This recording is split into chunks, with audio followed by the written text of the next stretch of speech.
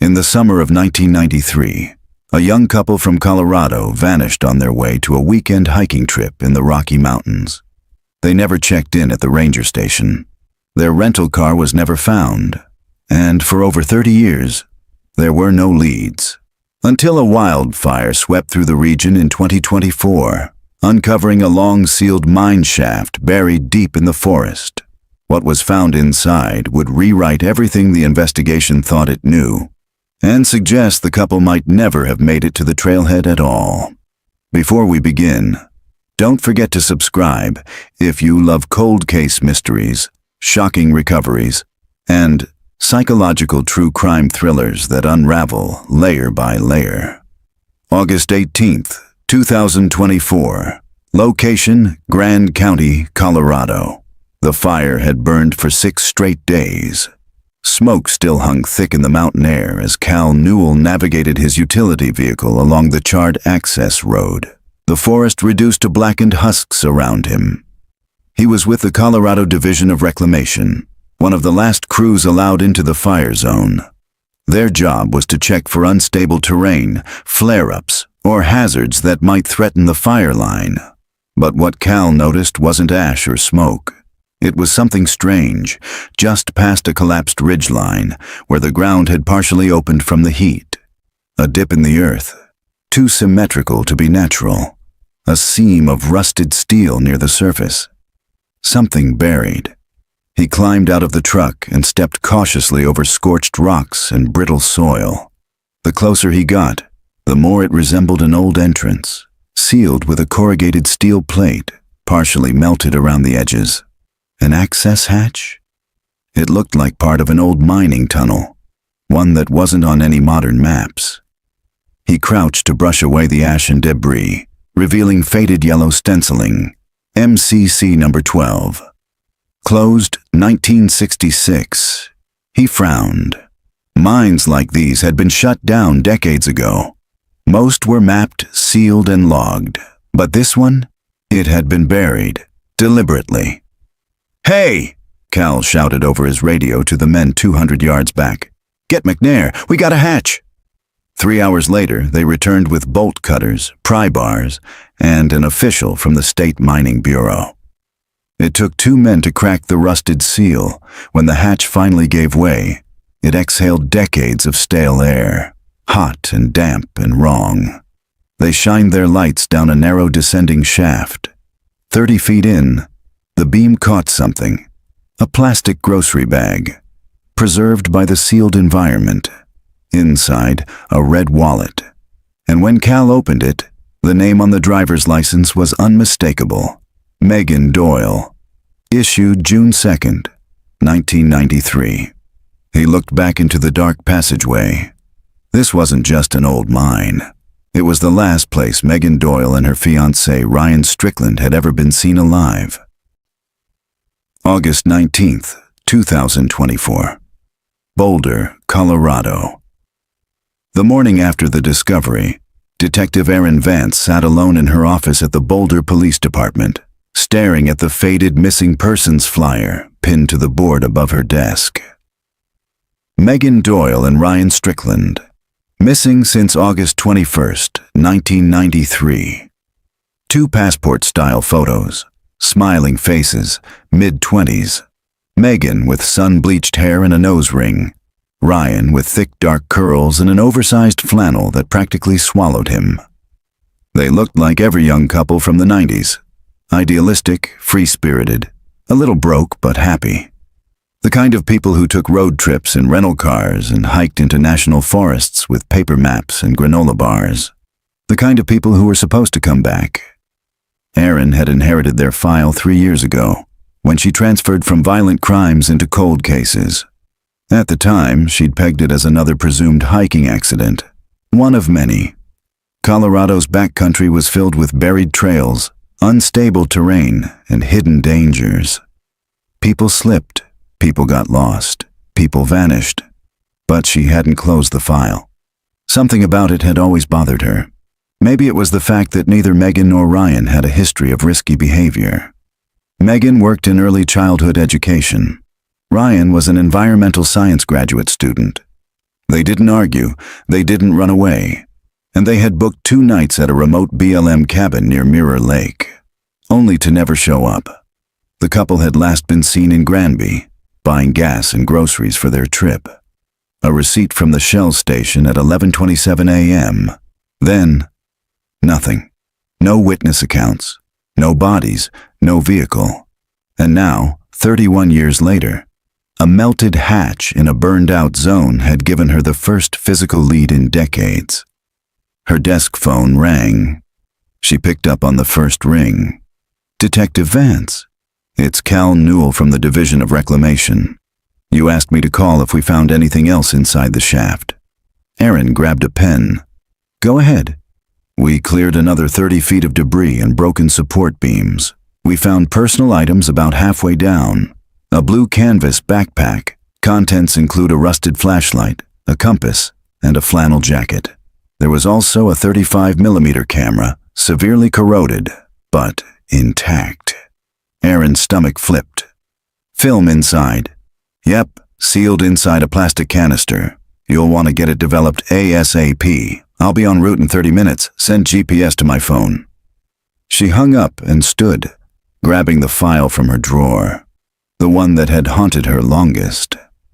She tucked it under her arm, locked her office door, and headed for the elevator. Something had always felt off about the Doyle Strickland disappearance. And now it wasn't just a hunch. It was physical, tangible, and buried in a mine no one remembered. The drive up to the burn zone was brutal. Smoke still lingered along Highway 40, and the air tasted like charcoal and soot. Ash drifted across the shoulders of the road like snow. The fire had come close to destroying the entire ridge, and the landscape now looked skeletal. Charred trees like burnt matchsticks, blackened soil, scorched animal tracks frozen mid-sprint.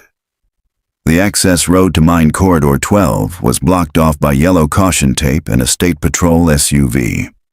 Erin showed her badge and was waved through. The terrain had to be navigated on foot the last quarter mile, jagged, uneven, and still hot in places. A state-issued N95 mask covered her face. She reached the clearing by noon. A temporary canopy had been erected above the entrance. Floodlights pointed into the shaft, and several crew members stood near a folding table covered in zip-locked evidence bags. Cal greeted her with a nod. "You made good time." "I didn't sleep," she said flatly, surveying the scene. "This everything?" "For now," he said. "The backpack's there, and the camera. It's old, but sealed in plastic. You might be able to recover images." Erin slipped on gloves and lifted the camera bag. It was coated in grime, but the Canon logo was still faintly visible. She unscrewed the bottom of the canister slowly. Inside, one tightly rolled strip of 35mm film, slightly warped. A miracle it had survived. She looked to California. "I'm taking this back to Boulder. We'll get it processed through our lab." He hesitated. "There's something else," he said, gesturing toward the shaft. "We pushed a GoPro into the lower corridor on a remote pole. Just a scan. Nothing fancy. You'll want to see the footage." He led her to a monitor set up in the back of a nearby truck. The screen showed jerky, grainy footage descending into darkness. Wooden beams, moist walls. The camera pushed deeper. At the 4-minute mark, Erin leaned forward. The light had caught something metallic, twisted and rusted. Wheels, a front grille. The shattered, burned-out frame of a vehicle wedged at an angle inside the mine shaft. One door sheared off. A strip of fabric still clung to the passenger seat. Cal's voice was low. "It's a match for the couple's rental, a 1993 white Ford Tempo." Erin's heart pounded. After 31 years, they'd found the car, half buried in a collapsed shaft, hidden behind a hatch someone had welded shut. This wasn't a hiking accident. This wasn't a misstep on a trail. This was a burial, and someone had tried to keep it that way. The undeveloped film, August 19th, 2024, Boulder Police Department. The film was still damp when it was handed off to the department's photographic preservation technician, a soft-spoken woman named Lena Barrow, who had been with the BPD archive lab for over 2 decades. She looked at the canister as if it were a delicate fossil. "You want to rush on this?" she asked. "I want everything you can give me before midnight," Aaron said. "Anything that survives, clear, blurry, I don't care. I need to see it." Lena nodded. "We'll work dry, no fluid baths, least invasive method possible. But if it's degraded too far, I'll take what I can get." Aaron left the lab and crossed the hallway to the cold case archive. The Doyle Strickland file sat open across her desk now, with maps spread beside it. She traced their route again. August 21st, 1993, 11:27 a.m. Granby gas station. Confirmed. Planned. Cabin check-in near Mirror Lake by 2 p.m. Never arrived. No sightings along Highway 34. And now their car had been found, wedged inside a mine that had been shut down in 1966. Aaron had checked already. MCC number 12 wasn't near their route. It was miles off in the opposite direction. The detour made no sense, unless someone else had taken the wheel. She reached for the 1993 Ranger logbooks. There was no record of any hikers spotted in the area that weekend matching Megan or Ryan's description. No distress calls, no radio traffic, just silence. Something about this case felt manufactured, as if someone had tried to erase the weekend entirely. A knock broke the stillness. Lena stood in the doorway, eyes wide. "You'll want to see this now," she said. Aaron followed her down the hall into the red-lit photo room where the prints were developing. Lena pointed toward the drying rack, where 6 photos had been stabilized, each a 4x6 strip of faded color with degraded edges. But the images were clear enough.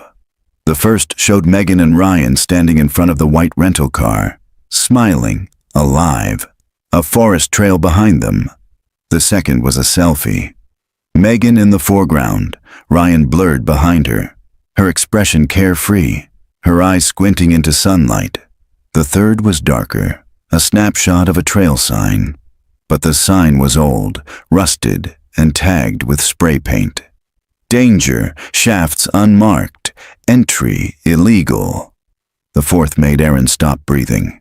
It was Ryan, sitting on a rock beside the car, but he wasn't smiling. He was looking off camera, his brow furrowed. There was someone standing just out of frame, a shadow distorted in the camera flash, long arms, a blurry outline, maybe holding something. The fifth was taken in near darkness. Megan's face was half illuminated, her expression terrified, her mouth open as if speaking. A hand, not hers, was pressed against the window behind her. The sixth and final image was completely black, until Lena adjusted the exposure on her monitor. A faint pattern emerged, just visible if you squinted. It was metal grating, bolted steel, like a gate or a barrier. Aaron exhaled slowly. "This isn't a hiking accident," she said quietly. "No," Lena agreed. "This is someone who never intended to let them leave." Later that evening, Aaron stood in the conference room with the entire cold case unit. The 6 photos were projected on the whiteboard, and everyone was silent. 3 decades, she said. That's how long this case has sat dormant. We now have the vehicle, the location, and photographic evidence that strongly suggests coercion or abduction. She clicked the slide to the 4th photo, the shadowy figure behind Ryan. "We've run enhancement filters. This is not a forest ranger. The build, the posture, it's wrong. And no known personnel were active in that area in '93. Someone lured them off course. We just don't know how." Lieutenant Morgan folded his arms. "We'll reopen the file officially. Treat it as a homicide until proven otherwise." Aaron nodded. "I want to work the case full-time. Interviews, ground search, full forensic workup of the mine shaft." "You'll get what you need," Morgan said. "We'll assign a field team to secure the site in the morning. But if this turns into something more than an old cold case, if there's a third party involved, we'll find them," Aaron said. even if it's been 30 years. That night, back at her apartment, Erin sat in bed with her laptop open and the digital scans of the photographs zoomed in to full size. She studied Megan's face in that second-to-last shot, the terror in her eyes, the hand in the glass, not just a ghost of the past, a witness, a victim, and, possibly, the last living trace of what really happened inside Mine Corridor 12, August 2024. Granby, Colorado. The gas station hadn't changed much in 30 years. Erin stood beside pump number 2 of the old Shell station off Highway 34, flipping through a folder of black and white photocopies. She had the 1993 receipt from Megan and Ryan's stop, $14.22 for unleaded, time-stamped at 11:27 a.m., August 21st. Paid in cash. She looked around. The dusty pump handles, the same warped pavement, the store still cramped with candy bars and fishing gear. Time had frayed the edges, but not erased them. Inside, the new clerk had no knowledge of the case, but the owner, Arnold Keller, had been here in '93. He was now in his 70s, with a stiff leg from an old motorcycle accident and a pair of thick-rimmed glasses that kept sliding down his nose. Erin sat across from him in the back office, the door propped open by a crate of windshield wiper fluid. "I remember that summer," he said slowly, tapping his fingers on the desk. "Hot, real dry, fires up north. Everyone was talking about restrictions. Do you remember this couple?" Erin slid the photos across the desk, the first one of Megan and Ryan in front of their car. He squinted. "Her, maybe. I've got a better memory for faces than names. He looks familiar too, but that was a long time ago. What about this one?" She slid over the enhanced image of the shadow behind Ryan. A lanky figure, mostly out of frame. Arnold frowned. That looks like a forestry cap." "A ranger?" "Could be, but it's not an official uniform. Back then, a lot of locals bought surplus gear. Hats, jackets. We sold them here for years." Erin leaned forward. "Did anyone around here wear that kind of stuff regularly? Anyone who might have been seen around the area that weekend?" Arnold hesitated. His fingers stopped tapping. "There was a guy. Lived in a trailer past Little Elk Creek. Bit of a loner. Went by the name Boone." "Boone what?" "Just Boone. I never heard a last name. He came in maybe once a week for jerky, beer, sometimes film." "Film?" "Yeah, old school camera type. Never saw him talk to many folks. Wore a forestry cap, worn out to hell. Had a weird walk, like he limped but refused to use a cane. You know if he's still around?" Arnold rubbed his chin. "Doubt it. That trailer burned in the late '90s. County said it was electrical, but I think he moved after that. A few of the locals claimed he had bunkers dug out near the old mines. Crazy survivalist talk." Erin's pulse ticked up. "Mines like MCC number 12? Arnold looked at her sharply. "Yeah?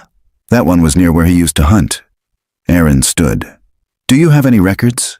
Credit slips, receipts, anything with a signature or a real name?" "Not anymore, but..." He leaned back and reached into a drawer, pulling out a yellowed ledger. "I kept a notebook back then. Dumb habit. Names, purchases, in case someone skipped town or owed me cash." He flipped through. "There, August 17th, 1993. Boone, jerky, film, beer, gloves." Erin snapped a photo of the page with her phone. "Do you remember what kind of car he drove?" "Never saw it. He always parked out back." She turned toward the door. "Thanks, Mr. Keller. If you remember anything else, call the number on my card." He nodded, but his expression had grown tense.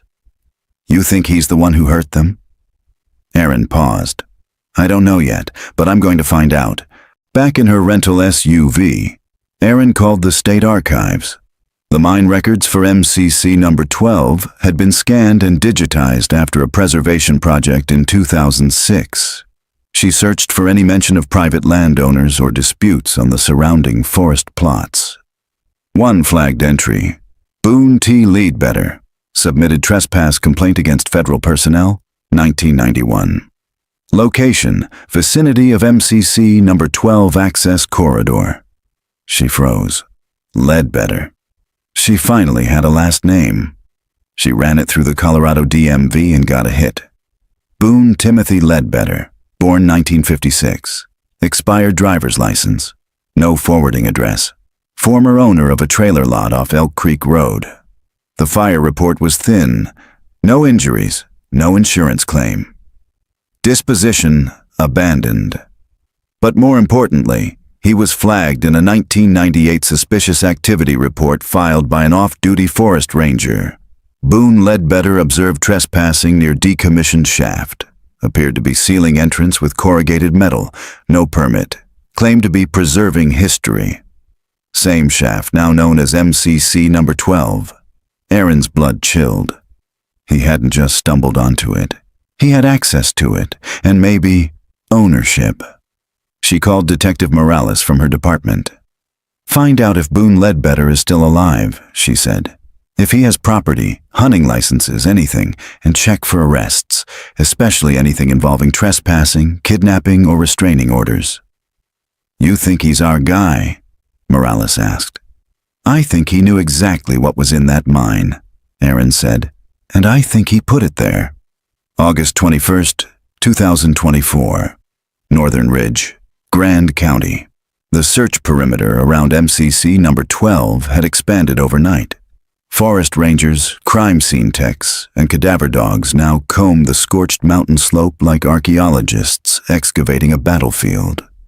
Charred tree trunks jutted from the ground like burnt matchsticks. The air reeked of soot, pine tar, and something older. Something disturbed. Detective Aaron Vance pulled up in a state-issued utility vehicle, the tires crunching over blackened gravel. She parked just beyond the mine's sealed access point, where crews had set up orange tents and portable floodlights to stabilize the site. She was met by Officer Matty Cook, a wilderness-trained investigator from the State Forensic Response Unit. Young, sharp, with a long scar down the side of her neck. One she never explained. "We expanded the sweep 20 yards in each direction," Matty reported.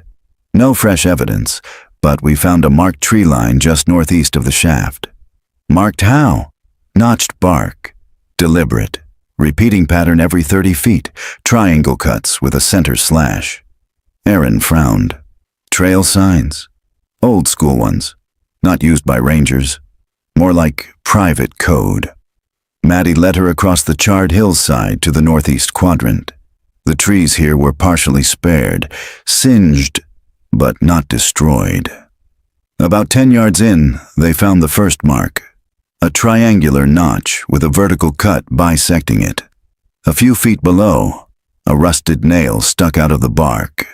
The same mark repeated on 5 trees.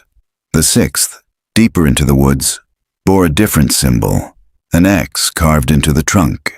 And just below that, barely visible beneath scorched underbrush, a pile of flat stones arranged in a deliberate rectangle. Aaron crouched. "This wasn't natural." She brushed away the top layer. Beneath the stones was a sheet of plywood, half-burnt, warped from heat. "Help me move it." Matty nodded, and together they lifted the board. What they revealed wasn't a grave. It was a trap door. The hinges had rusted nearly shut, but the door pulled back with a groan. Beneath it, dirt stairs descending into what looked like a dugout. Not stone like the mine, but reinforced timber, sagging but intact. "No one mentioned a secondary structure," Aaron muttered. "It's not on any of the old maps," Matty said, peering down. "You want to go in?" Aaron nodded. She pulled her flashlight from her belt and started down the steps. The air was dry and stale. 20 feet down, they reached the bottom, a small earthen room no wider than a storage shed. Inside were crates, blankets, a rusted kerosene heater, an old Coleman water jug. It looked like a survival cache, but one that had been lived in. At the far end, a warped wooden desk leaned against the dirt wall. Aaron opened the center drawer. Inside, wrapped in an old military scarf, were 4 items: a pocket knife, rusted, a Polaroid photo, face down, a dog-eared notebook, and a necklace, small, with a bird pendant crusted in dirt. She turned the photo over. Megan Doyle, sitting on a log, her wrists in her lap, a shadow of someone standing behind her. Erin blinked hard. She recognized the pendant from one of the photos Megan had taken herself on that last roll of film. She had been wearing it. Erin reached for the notebook. It was mostly blank, but about 30 pages in, a crude, jagged handwriting appeared. August 23rd.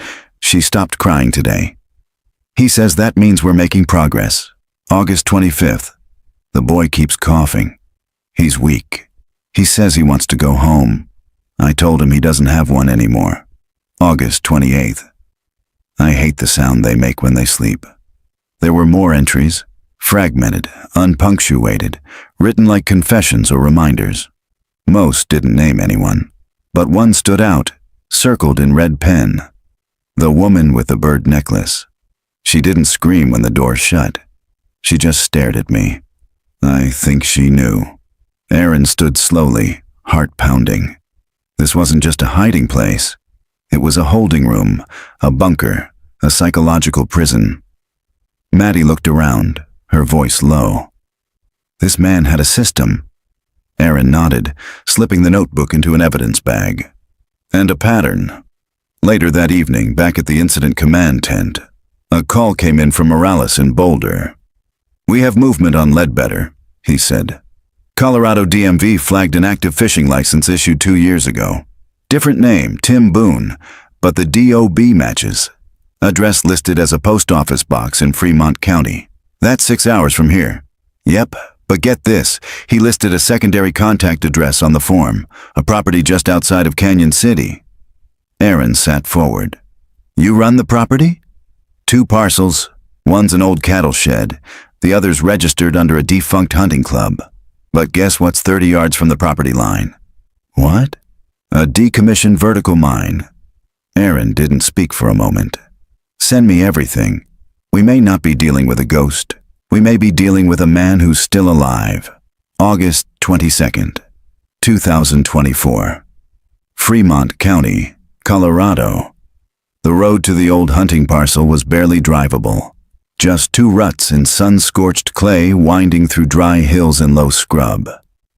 Erin Vance followed the GPS down the trail, dust rising behind her SUV in curling plumes. Beside her in the passenger seat, Officer Maddie Cook scanned a printed map with terrain overlays. "This property hasn't had a formal owner since 1999, Maddie said. "The club dissolved after one of the founding members died.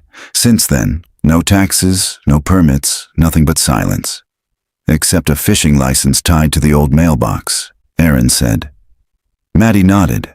"And that secondary structure, the one backing up against the ridge? We think it was built over a vertical shaft." They crested a rise, and the shack came into view. It looked like it had been abandoned for decades. Tin roof caved in, wooden walls weathered to gray, paint peeling off in sheets. But something about the front steps looked wrong. Too clean. As they stepped out of the SUV, the heat hit like a furnace. The air shimmered.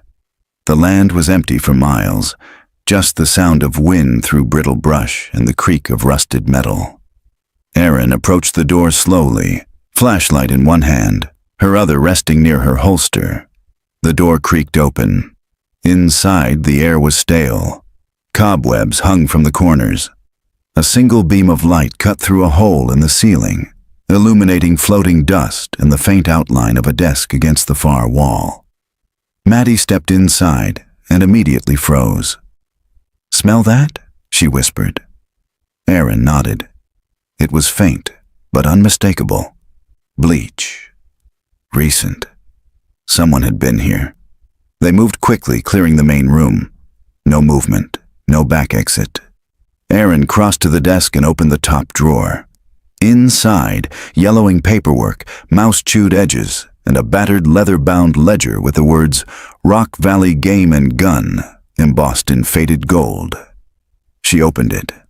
Most of the entries were mundane: rifle logs, deer tags, membership dues.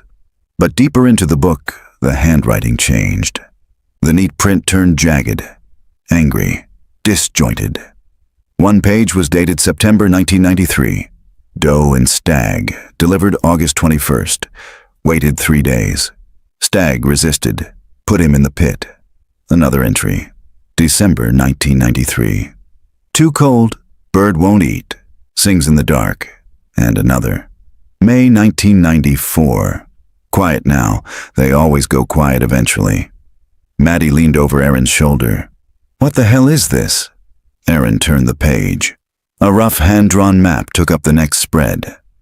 It showed the shack, the forest, and behind it, an X over a structure labeled Vert Shaft, sealed. There, Aaron said.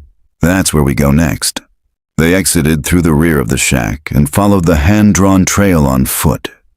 After 20 minutes, they found it. A pile of rocks and rusted scrap, partially obscuring a cement collar in the earth. Chained shut, padlocked. The shaft was old, lined with moss and moisture, but a recent tire track looped nearby, faint but clear. Aaron bent down. Someone's been guarding this.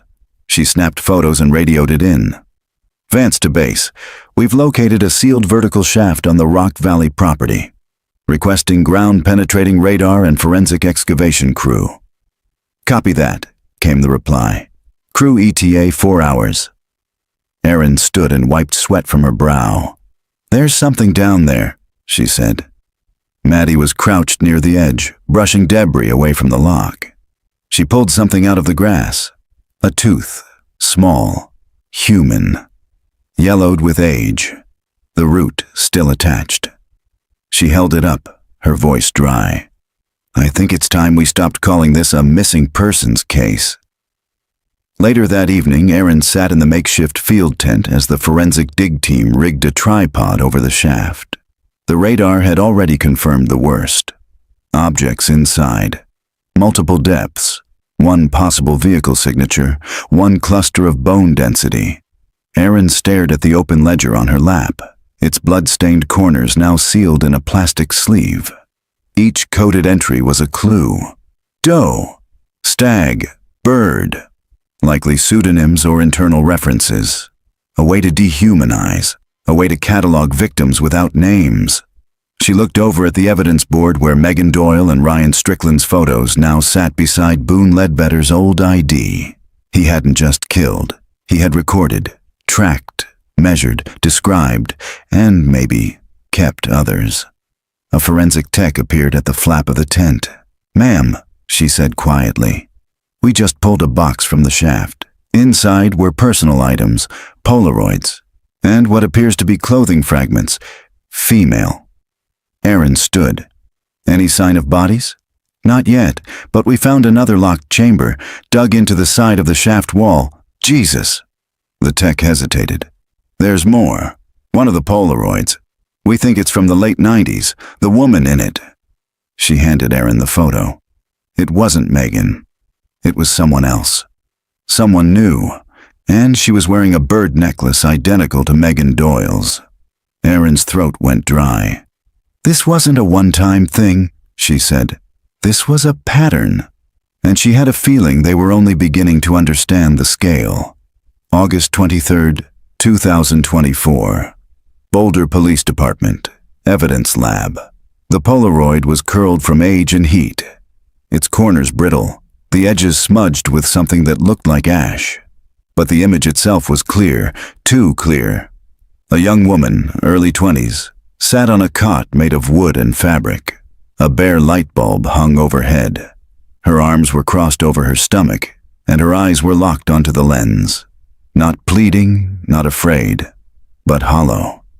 Like she'd already come to terms with something no one should ever have to. She wore a canvas jacket and faded jeans. Around her neck hung a thin leather cord with a bird-shaped pendant. It was not Megan Doyle, and yet the resemblance was eerie. Not physical, but contextual. Like she'd been dressed, posed, and kept the same way. Erin stared at the photo under the lab lights. Estimated date? She asked. Forensic imaging says around 1998, said Lena, the technician. It was stored in a sealed tin. No water damage, no mildew. The exposure is good. Developed using Polaroid Type 600 film. Discontinued in the early 2000s. Can we enhance the background? Lena adjusted the sliders. The shadows sharpened. There were vertical wood planks behind the woman. Some splintered, some notched. On the back wall, carved faintly into the grain, were two initials. R.S. Erin's stomach twisted. Ryan Strickland, she said quietly. Or someone using his name. Down the hall in the incident room, she pinned the new Polaroid beneath the earlier ones. Megan, Ryan, the shadows, the pit. And now this girl. A timeline was beginning to form, and it was worse than she feared. 1993. Megan Doyle and Ryan Strickland vanish. 1993 to 1994. Boone Ledbetter disappears off-grid. 1998. Polaroid dated and stored with preserved items, suggesting continued abduction or captivity pattern. This wasn't a one-off. This was cyclical, methodical, predatory. Erin rubbed her temple, staring at the wall of photographs and evidence tags, trying to find the thread that tied it all together. Was it only the mine? Only this one man? Or had someone helped him? By midday, Morales called in. We got a partial match on the girl in the Polaroid, he said. Facial recognition ran it against old missing persons databases. We have a probable ID. Who? Hannah Claire, vanished May 5, 1998, age 22. Last seen hitchhiking west of Colorado Springs. No vehicle, no witnesses. Just gone. You sure? 92% facial match, plus a note in her file. Her sister said she wore a necklace, a carved wooden bird she got from their grandfather. Erin felt a chill crawl up her spine. And that was never made public? Nope, buried in the narrative. Not mentioned in press releases. So how does that end up on two women, 5 years apart? I don't think it's coincidence. Neither do I. Back at the shaft, the excavation crew had broken into the sealed chamber wedged into the pit wall. The tunnel inside was barely wide enough for a grown man to crawl through. 40 feet in, they found a low room carved into the rock. Inside, 3 metal-framed cots, 2 rusted folding chairs, and a table with dozens of Polaroids spread like a fan across its surface, each labeled by date and nickname. Bird, 1993 to 1994, Maple, 1996, June, 1998. The images were all posed, all staged. Some showed bruises, some showed women curled into themselves, some were almost calm, blank. But not a single one showed Megan Doyle after 1994. Erin stood in the doorway of the chamber, the stale air pressing down on her.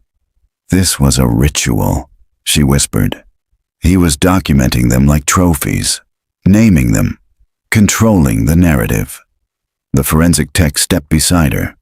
We found something else. She handed Erin a journal, small, leather-bound, with crude sketches and fragmented entries.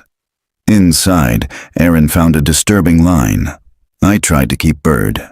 I really did. But she was too clever, too quiet. I never found where she hid the tape. Tape? Erin's breath caught. There's a recording, she said. Megan left something behind. Back in Boulder, they scanned the journal for further clues. On the final page was a sketch, crude, almost childlike, of the shaft. A line pointed to a notch in the wall near the second cot. A handwritten note beneath it read, "The bird sang before she flew." Erin stared at it for a long time. It wasn't poetry. It was a message, a location, a warning, and maybe, just maybe, a final piece of her voice preserved in stone. August 24th, 2024. MCC number 12, Subchamber, Grand County. The shaft walls groaned as Erin Vance lowered herself into the deepest pocket of the mine. this time alone with a headlamp, gloves, and the copy of Boone Ledbetter's journal tucked into her field vest. The forensic crew had already cleared and reinforced the tunnel leading to the chamber Megan may have been held in. Erin reached the second cot. It was rusted at the joints, the mattress half decayed, with torn cloth exposing a wire frame underneath. But what mattered was the wall directly beside it. The sketch in Boone's journal had shown a mark.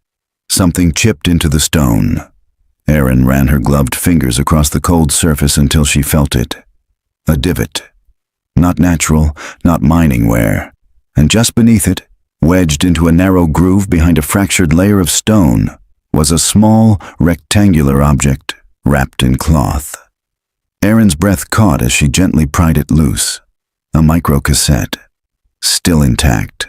Still labeled. M 8.28.93. She didn't wait. She climbed out of the shaft like her life depended on it, heart hammering, cradling the cassette like a sacred relic. Back at the mobile command tent, the team worked in silence as the tape was prepared for playback. An old microcassette recorder had been sourced from the Denver Evidence Archive. Erin paced while they checked the spools. Then Lena gave a nod. It's playable. She pressed play. A low hiss filled the tent, followed by silence. Then, "My name is Megan Doyle." Erin froze. "If someone is hearing this, I don't know how much time I have." Clicking sounds in background. "He calls me Bird. I don't know why. I haven't seen Ryan in 4 days. I think he's..."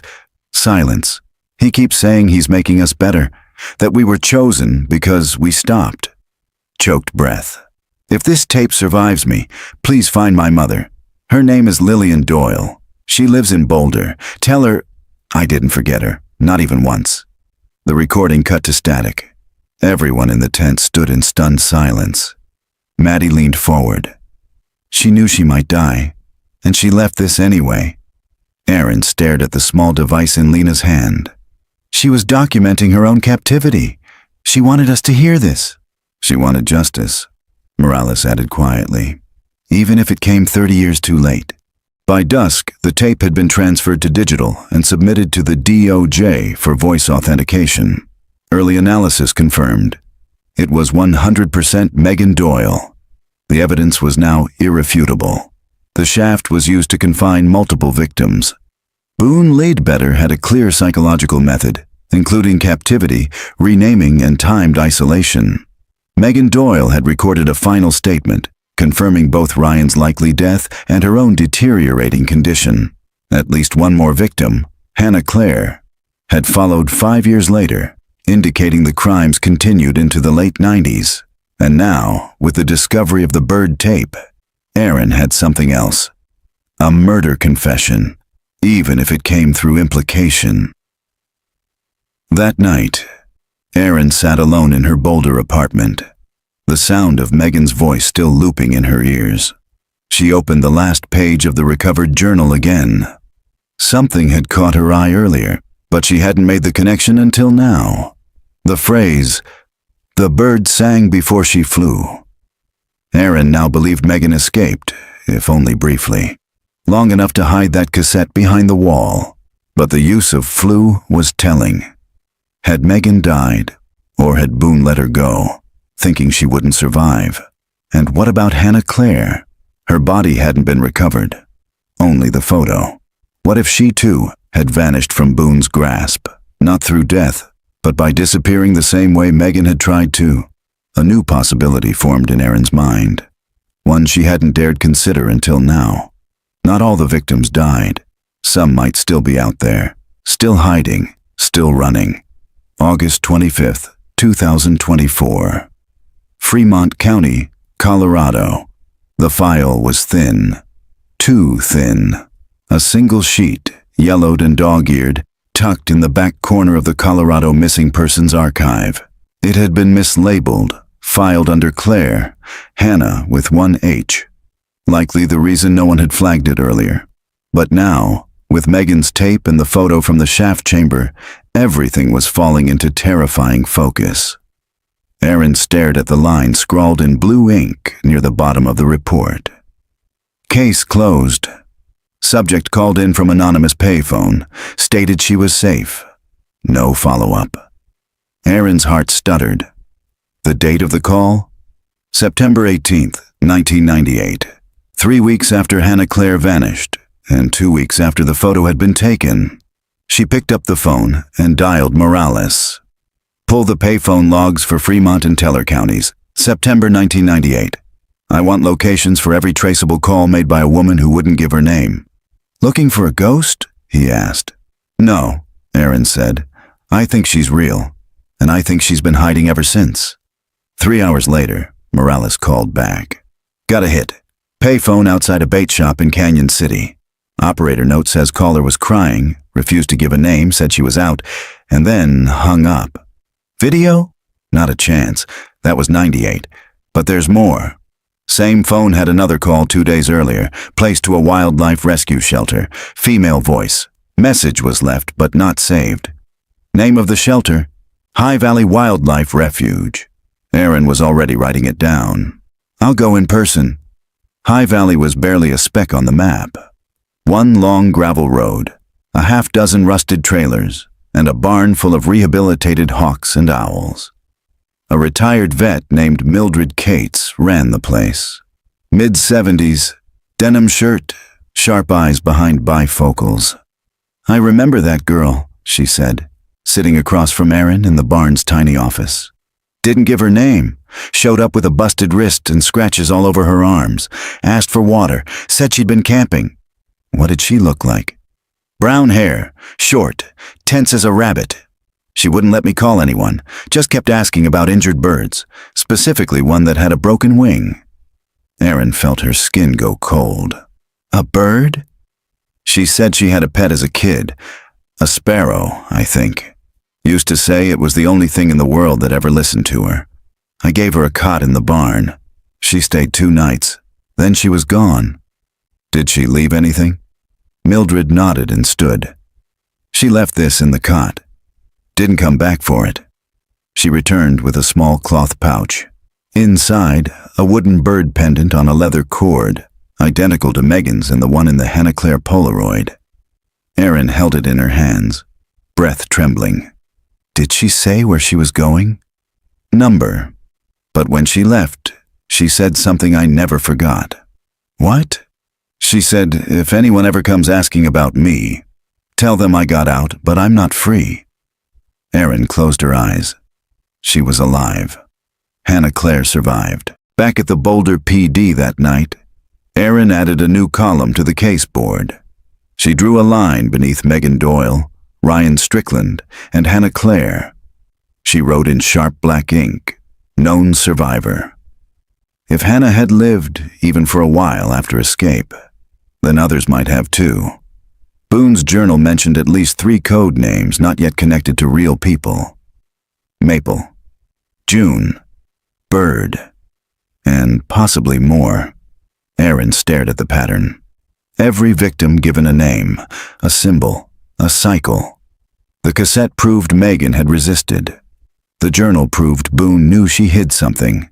But now, something darker was becoming clear. Maybe Boone wasn't just kidnapping them. Maybe he believed he was creating something, breaking people, rebuilding them. And the ones who didn't survive? They were buried. But the ones who did, they carried what he did to them forever.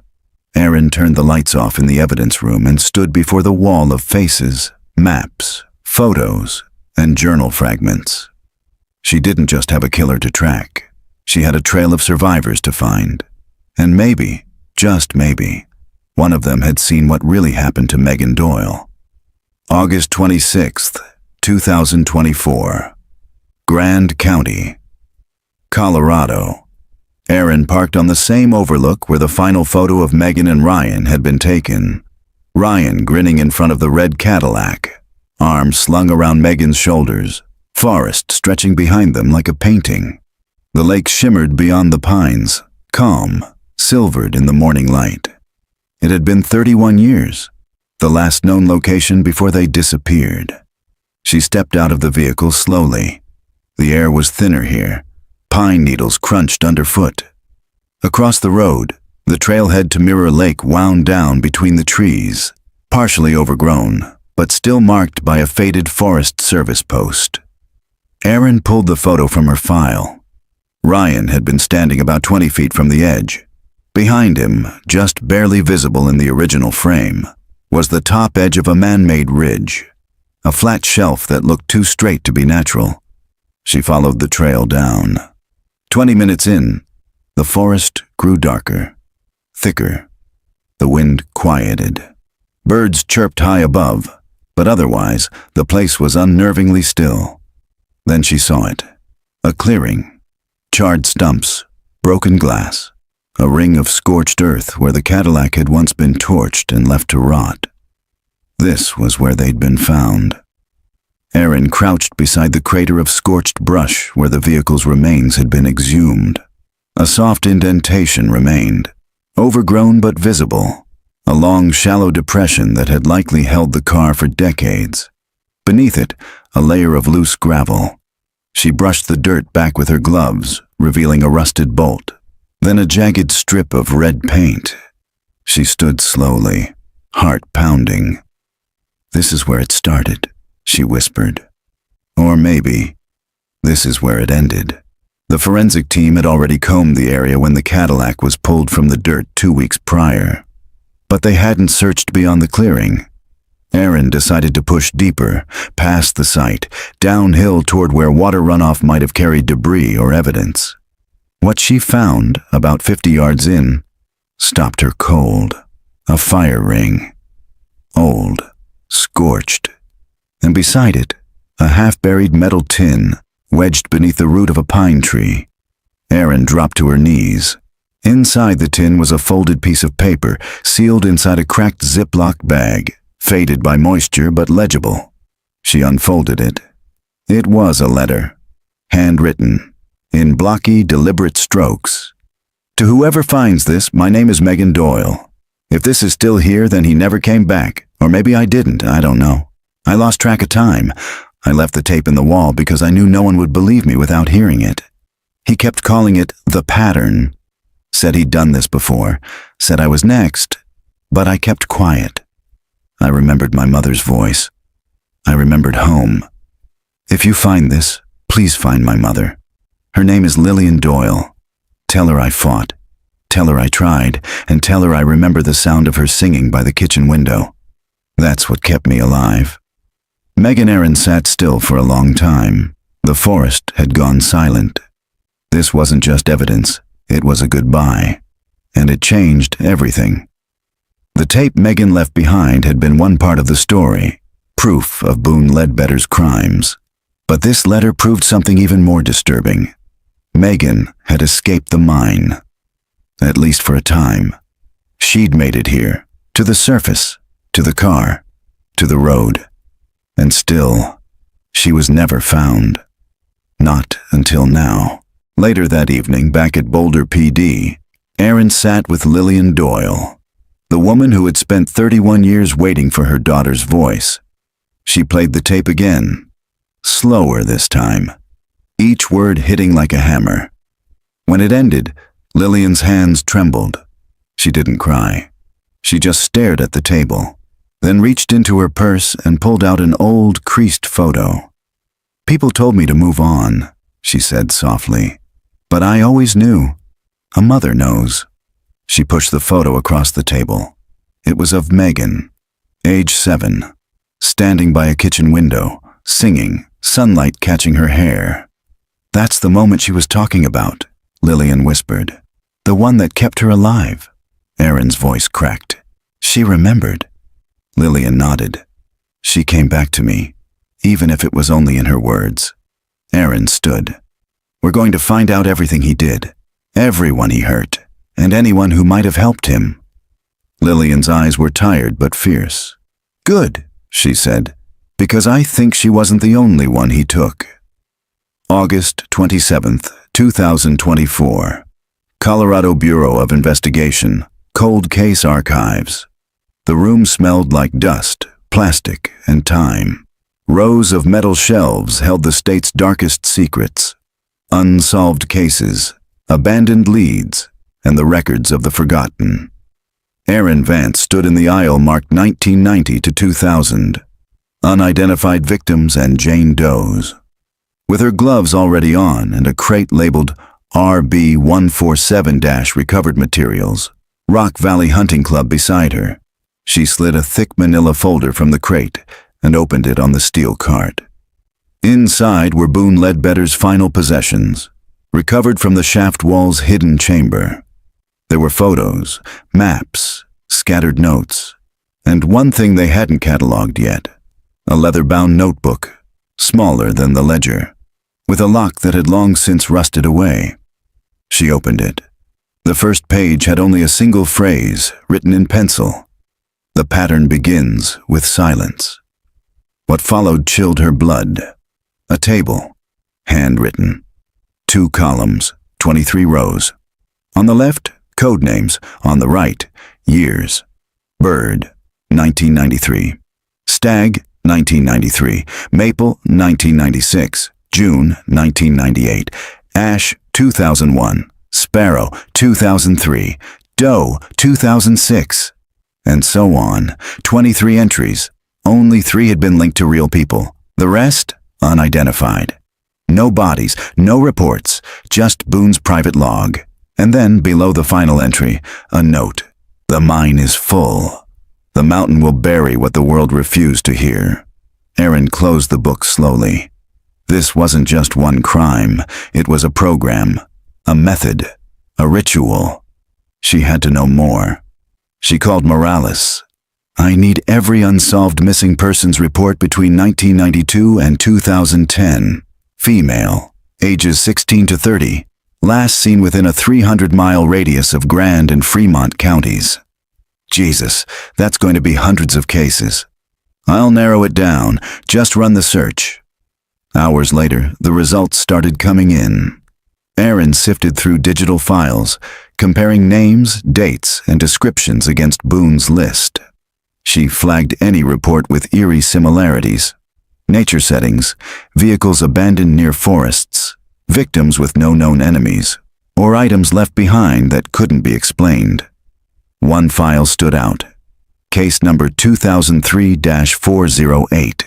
Marissa Eldred, age 24. Disappeared. June 14th, 2003.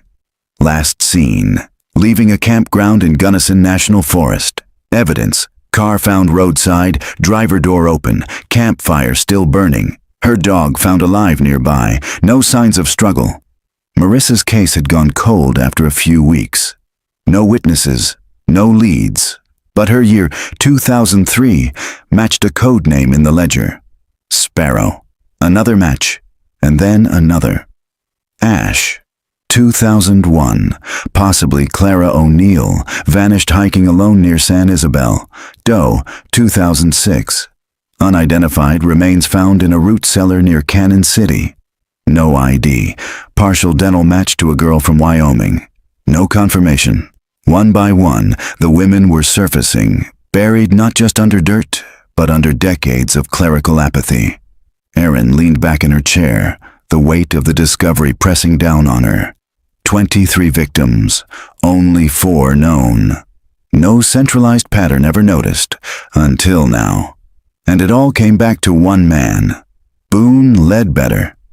Except, not all of the entries had Boone's handwriting.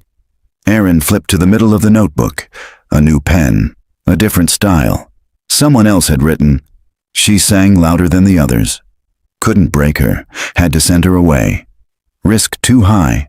No code name listed, no date, just one final line, scrawled in angry ink. He says the pattern belongs to him, but he doesn't understand. It was never his.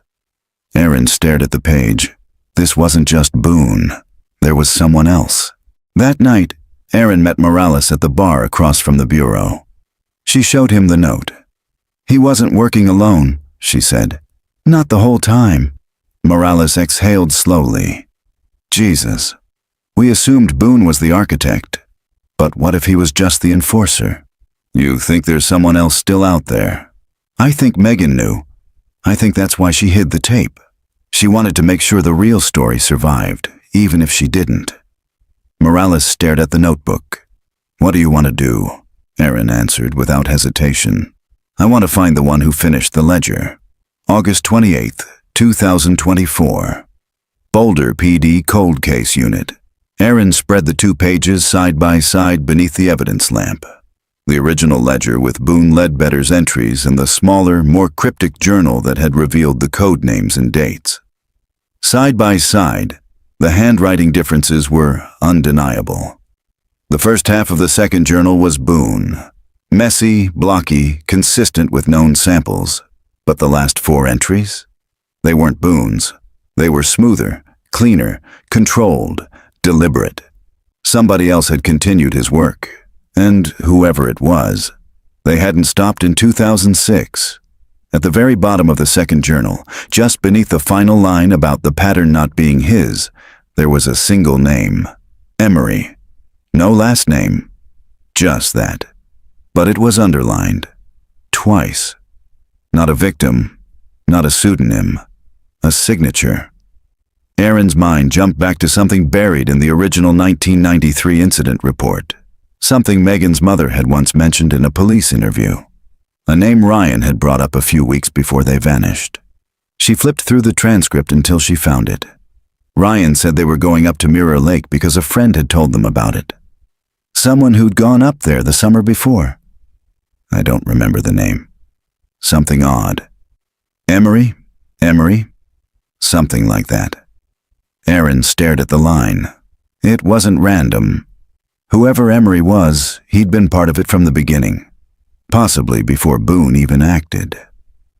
Later that afternoon, she drove to the small, overgrown parcel on file under the old Rock Valley Game and Gun Club deed. Most of the land had reverted to state control after the club disbanded. But a thin triangular wedge, barely half an acre, had been sold off in 1994 to a private buyer. The name on the deed? Emery Talcott. Aaron's chest tightened. She dug deeper. Talcott had no criminal record, no family connections to Boone. But one detail stood out. In 1992, a full year before Megan and Ryan vanished, Emery Talcott was cited for illegal hunting in Grand County. The case had been dismissed, but he'd been caught with a map marked RV-Delta and a radio scanner used to listen to emergency channels. RV, Rock Valley. He knew the terrain. He had access. He had means. Aaron and Morales stood outside the old Talcott residence, an A-frame cabin hidden in the woods west of Cotopaxi. The structure was crumbling, swallowed by vines and trees, but still standing. The mailbox bore a single, rusted letter. E. Inside, they found mold, rot, and scattered wildlife magazines. But what mattered was the basement, a room barely visible beneath a trap door in the kitchen floor, sealed shut with a padlock that had long since rusted through. Morales pried it open. They descended in silence. The smell was musty, metallic. What they found underground chilled them both. Another room, stone walls, a cot, a table with restraints bolted to it, and on the wall, behind a layer of dust, a series of Polaroids thumbtacked to the concrete. All women, all staged, same style, same poses, but the signature at the bottom of each photo? E.T. initials matching the journal. Aaron scanned the room, flashlight slicing through cobwebs. A crate sat in the corner, sealed with metal wire. Inside it, she found something she hadn't expected. Clippings, newspaper articles, printouts from missing persons databases, blog posts from online cold case forums, all with notes scribbled in the margins. Too public. Wrong age. Not ready. Quiet type, possible. Bird remembered. She ruined the cycle. Aaron stepped back, her hands trembling. Morales? He's not just documenting them. Morales read the clippings over her shoulder. He's studying them. He's still active, Aaron said. Jesus. No, listen, this last note. She pointed to the margin beside an article dated May 2024, featuring a photo of a missing girl from Durango. This is 3 months ago. He hasn't stopped. Morales turned pale. You think he's grooming new victims? I think he's continuing the pattern. The mine might have collapsed. Boone might be dead. But Emery Talcott is still alive. Morales took a shaky breath. What do we do? Aaron looked up at the Polaroids, at the crude table, at the cycle that had never really ended. We find him. August 29th, 2024. Fremont County, Colorado. It was nearly dark when the unmarked SUV rolled to a stop at the end of a long, rutted driveway carved through dense pine. The coordinates came from the margin of a 2024 clipping, handwritten in faint blue ink on the back of a Polaroid. If she sings, she's ready. Check. Late August. Aaron stared out the windshield at the distant silhouette of a hunting cabin. Its windows shuttered, a faint orange light glowing behind slats. No electricity lines, no satellite dish, no cell reception. They were on their own. Morales readied the entry team. 2 SWAT officers flanked the sides while Aaron approached the porch with quiet, practiced steps. Inside, a voice was singing. Not loud, not cheerful, hushed, almost childlike. Aaron pressed her back to the wall and listened. Mama's in the kitchen cutting up the pie. She swallowed hard. The same song Megan Doyle had referenced in her tape. The lullaby her mother used to sing at the window. Whoever was inside, they knew that. They had heard the tape. Or worse, they were there when Megan sang it herself. Morales gave the signal. The door came open fast, hinges splitting, flashlights cut through the cabin. Inside, a girl, late teens, pale, sitting cross-legged on the floor. She didn't flinch at the entry. She just looked up at them, blinking slowly. She wore a canvas jacket. Her wrists were red. On the wall behind her, a wooden bird hung from a nail. "Where is he?" Aaron asked. The girl stared, then pointed to the trap door. The basement was colder than outside. Dust, silence, and then footsteps. They turned fast, weapons drawn. But it wasn't a man who emerged from the shadows. It was a figure in flannel and canvas, thin, gray-haired, eyes glassy. Emery Talcott. He didn't run, didn't speak. He just raised his hands slowly, palms out. "I knew you'd come," he whispered. Aaron stepped forward. "You watched them, all of them. Megan, Hannah. You took what Boone started and turned it into some kind of system." He didn't deny it. "She was the one that ruined it," Emery said, voice cracking. "She sang." "You mean Megan?" He nodded. "She wouldn't break. He tried. I tried, but she never screamed, just sang over and over. It got in my head. It stayed there." "You killed her." "No," Emery whispered. "She walked. She made it to the ridge. I was the one who pulled her back. I'm the one who made sure she never left again." Aaron's jaw clenched. "You buried her?" "I buried the pattern." "No," she said, stepping forward, voice low and shaking. "You buried the proof, but she still got out. She left us everything, her voice, her story, her goodbye." His hands trembled. "None of them fought like she did." Aaron looked him in the eye. "And that's why we're here." The arrest was swift. No resistance. Emery went limp the moment cuffs were locked on. The girl upstairs, Jenna Cross, age 17, had been reported missing just 6 weeks earlier from New Mexico. She was malnourished, bruised, and shockingly composed. "He kept calling me June," she told the paramedics. "But that wasn't my name." August 30th, 2024. Boulder PD headquarters. Aaron stood before the wall of code names one last time. The Polaroids, the journal, Megan's tape, Hannah's pendant, Jenna's safe return. They had enough for federal indictments. DNA recovered from the mine shaft matched to 3 other Jane Does. Names would follow, graves would be found, families would get closure. But Megan Doyle? She was never recovered. Only her voice, her words, her resistance. And that mattered. It meant the pattern didn't win. It meant the silence had finally broken. September 4th, 2024. Boulder, Colorado. At the small community memorial garden beneath a flowering dogwood tree, Lillian Doyle stood beside Erin, holding a bronze plaque in her hands. Erin stepped forward, unscrewed the old placeholder nameplate, and fixed the new one in place. It read, "In memory of Megan Doyle, 1971 to 1993. She sang louder than the silence. A breeze stirred the trees. Lillian reached into her purse and pulled out an old, worn cassette. The original, the one Megan had left behind. She placed it in the dirt, beneath the plaque, and whispered, "She's free now." Erin stood beside her, the sun warm on her shoulders, the forest behind them quiet at last.